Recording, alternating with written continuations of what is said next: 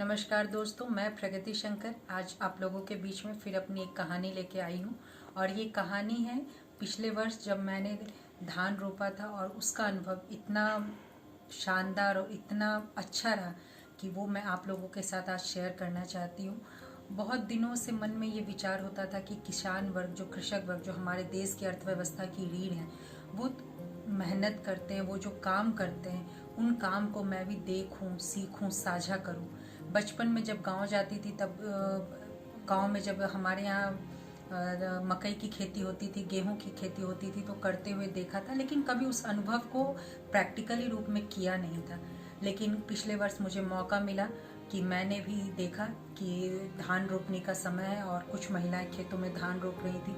मैं उनके बीच गई और मैंने कहा कि दीदी मैं भी आपके साथ धान रोपना चाहती हूँ। तो उन्होंने मुझे बहुत विस्मयकारी नज़रों से देखा और बोला कि आप हमारे साथ धान रोपेंगी, क्यों?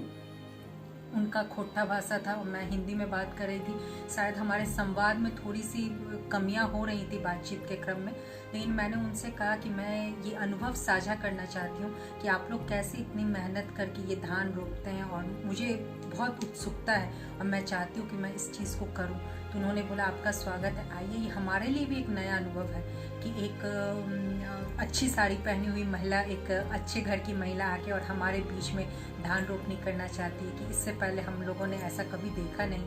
तो दीदी आइए, आपका स्वागत है।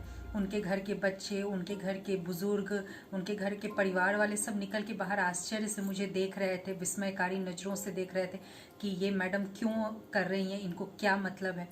लेकिन सच पूछिए, जैसे ही उस धान वाले कीचड़ वाले ज़मीन पे पाँव अंदर तक गए, वो जो सुकून, वो जो लम्हा था, वो लगा कि सच में जो किसान है, जो कृषक वर्ग है, वो जो करते हैं हमारे लिए, हम और आप कोई नहीं कर सकते। उनकी वो निस्वार्थ सेवा कहीं ना कहीं दिल को छू जाती है।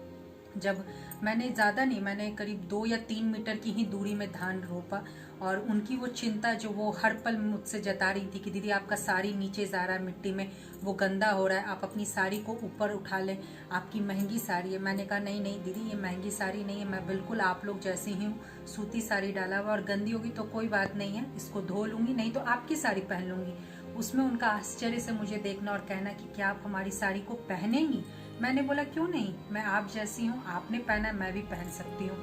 उनका अपने बच्चों को कंधे पे डाल के और धान को रोपना, उनकी वो मेहनत, आप विश्वास नहीं करेंगे, 2 मीटर की दूरी ही में जब धान रोप के और मैं सीधी खड़ी हुई तो मेरी कमर अकड़ चुकी थी और मुझे कहीं ना कहीं एहसास हुआ कि ये कितनी मेहनत का काम है, इसमें कितनी शिद्दत, कितनी मेहनत लगती है। मैं 2 मीटर 3 मीटर का करके ही थक गई और वो महिलाएं कट्ठा का कट्ठा, एकड़ का एकड़ लगाती हैं। मेरा उनको नमन है, सैल्यूट है कि आप अपने घर का सारा काम करके, अपने बच्चों का लालन पालन करके और उसके बाद वो समय लगाती हैं। इस रिमझिम वर्षा में वो अपना पूरा समय देती हैं, क्योंकि अगर ये समय निकल जाएगा तो फिर जो बिचरा जो उन्होंने धान का तैयार करके रखा, अगर वो समय पे उस मिट्टी में नहीं डालेंगी तो वो नहीं लग पाएगा। उनकी वो चिंता, वो सिर्फ अपने परिवार के लिए नहीं, अपने बच्चों के लिए नहीं, वो उन सारे लोगों के लिए जिनका उस अनाज से पेट भरेगा, वो चिंता, वो निस्वार्थ सेवा, उनको मेरा नमन है।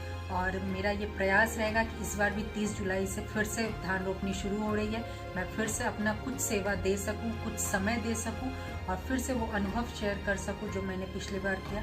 वो सुकून, वो सुखद एहसास मैं आज तक भूली नहीं हूँ और मैं चाहूँगी कि इस वीडियो के माध्यम से आप भी उसको, उस पल को जिएं और मेरे साथ उस अनुभव को आप भी शेयर करें।